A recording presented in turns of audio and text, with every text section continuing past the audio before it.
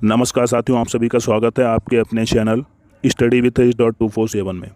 साथियों, कल हमने पार्ट 5 देखा था और इसी क्रम में आगे बढ़ते हुए आज हम पार्ट 6 देखेंगे, जिसमें 10 महत्वपूर्ण प्रश्न को लेंगे और इन्हीं 10 महत्वपूर्ण प्रश्न से हम पूरा वर्णमाला कवर करेंगे। तो चलिए पहला प्रश्न देखते हैं। हिंदी वर्णमाला में वर्णों की संख्या। हिंदी वर्णमाला में वर्णों की संख्या कितनी होती है?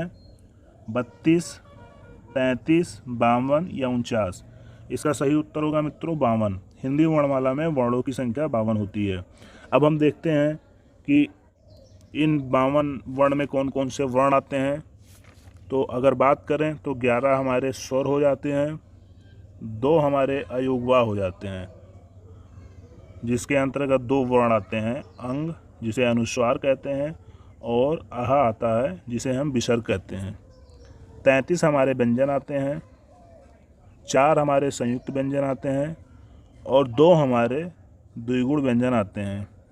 इन सब के योग से हमारे 52 वर्णों का निर्माण होता है। चलिए इसी क्रम में आगे बढ़ते हैं और प्रश्न संख्या 2 देखते हैं। हिंदी वर्णमाला में स्वरों की संख्या। तो हिंदी वर्णमाला में स्वरों की संख्या 11। अब हम देखते हैं स्वरों में कौन कौन से वर्ण आते हैं। तो आ से लेके औ तक हमारे ये 11 वर्ण आते हैं। चलिए आगे देखते हैं प्रश्न संख्या 3। तो हिंदी वर्णमाला में व्यंजनों की संख्या कितनी होगी? 32 होगी, 33 होगी, 52 या 31? इसका सही उत्तर क्या होगा? तो हिंदी वर्णमाला में व्यंजनों की संख्या 33 होती है। अब देखते हैं इनमें कौन कौन से वर्ण आते हैं और कहाँ से आते हैं। तो सबसे पहले अगर बात करें तो हमारे स्पर्श व्यंजन होते हैं, जिन्हें वर्गीय व्यंजन भी कहते हैं। स्पर्श व्यंजन जिन्हें वर्गीय व्यंजन भी कहते हैं, इसमें का वर्ग, चा वर्ग, टा वर्ग, ता वर्ग और पा वर्ग, अर्थात ये 5 वर्ग आ जाते हैं। इसमें का, खा, गा, घा, अंगा, चा, छा, जा, झा, इया, टा, ठा, डा, ढा, ड़ा, ता, था, दा, धा, ना, पा, फा, बा, भा, मा। इनसे 25 वर्णों का निर्माण होता है और 4 हमारे अंतस्थ व्यंजन आ जाते हैं, 4 हमारे ऊष्म व्यंजन आ जाते हैं। इन्हीं को मिला के 33 वर्ण कंप्लीट हो जाते हैं। चलिए इसी क्रम में आगे बढ़ते हैं और नेक्स्ट क्वेश्चन देखते हैं। उत्पत्ति या बनावट के आधार पर स्वरों के भेद। उत्पत्ति या बनावट के आधार पर स्वरों के कितने भेद होंगे? 2 होगा, 3 होगा, 4 होगा या 5 होगा? मित्रों, हमने स्वरों का विभाजन पढ़ा था, जिनमें स्वरों का विभाजन 3 प्रकार से किया था। पहला व्युत्पत्ति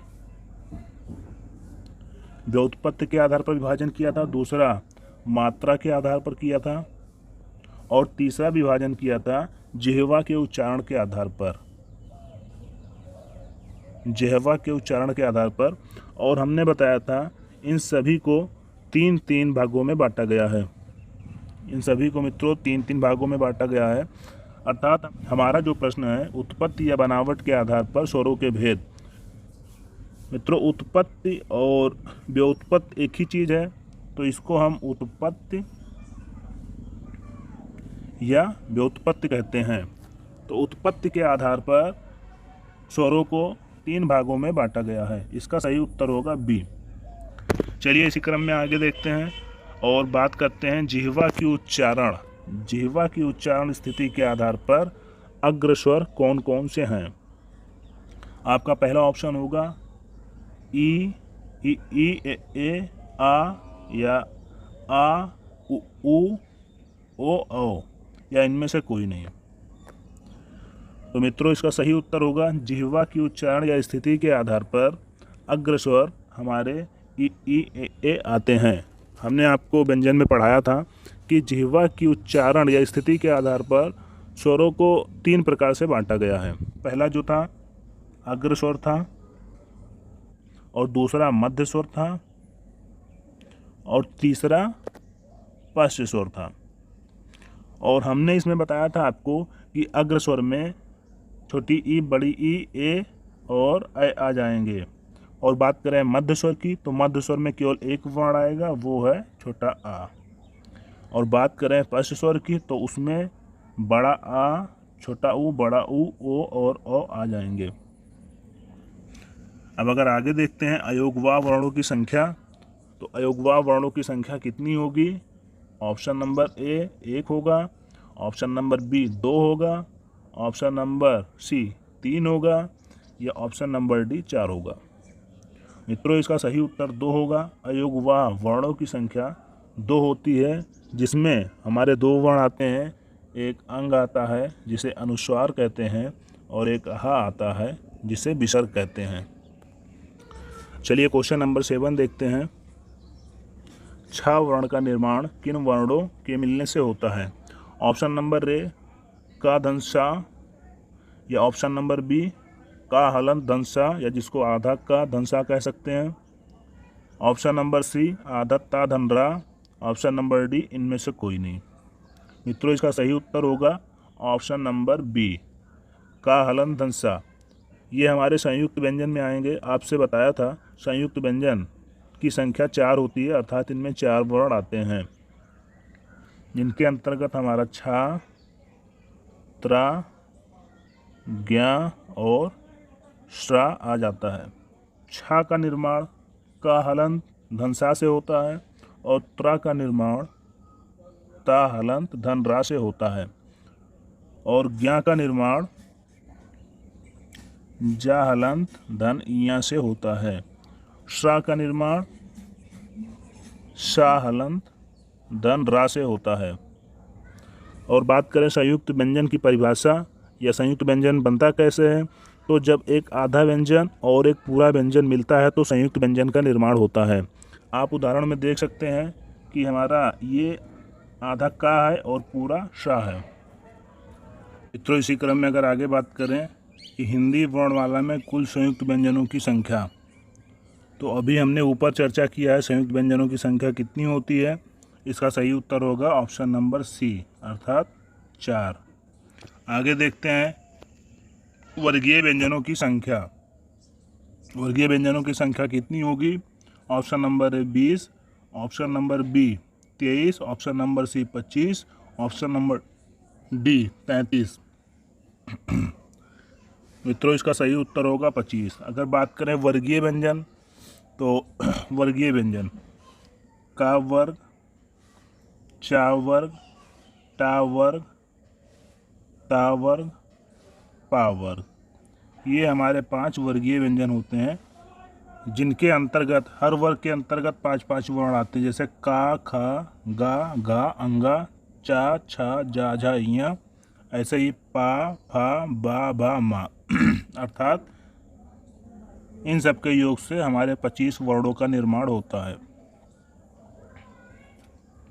अगर आगे बात करें प्रश्न संख्या 10, का वर्ग के उच्चारण स्थान। का वर्ग का उच्चारण स्थान होगा कंठ होगा, तालु होगा, मूर्धा होगा, दंत होगा, या ओष्ठ होगा। तो मित्रों, इसका सही उत्तर कंठ होगा, अर्थात का वर्ग का उच्चारण स्थान कंठ होगा। अब इन वर्ग को एक बार हम फिर से समझ लेते हैं ट्रिक के माध्यम से। मित्रों, इसके पहले वीडियो में हमने सभी वर्गों के उच्चारण स्थान को ट्रिक से देखा था, एक बार फिर से देख लेते हैं। तो अगर बात करें का वर्ग, चा वर्ग, टा वर्ग, ता वर्ग, पा वर्ग, इसको याद करने का सबसे आसान ट्रिक है कतम दवा। कतम दवा। जैसा कि हमने आपसे बताया था का वर्ग का उच्चारण स्थान कंठ होता है, चा वर्ग का उच्चारण स्थान तालु होता है, ता वर्ग का उच्चारण स्थान मूर्धा होता है। ता वर्ग का उच्चारण स्थान दंत होता है। पा वर्ग का उच्चारण स्थान ओष्ठ होता है। तो अगर का से बात करें, का से कंठ, ता से तालु, मा से मूर्धा, दा से दंत, वा से ओष्ठ। अब आप वा पर ना जाइएगा कि यहाँ वा लिखा है, यहाँ ओ लिखा है। वा से ओ का साउंड निकलता है मित्रों, तो वा से हम ओष्ठ समझेंगे।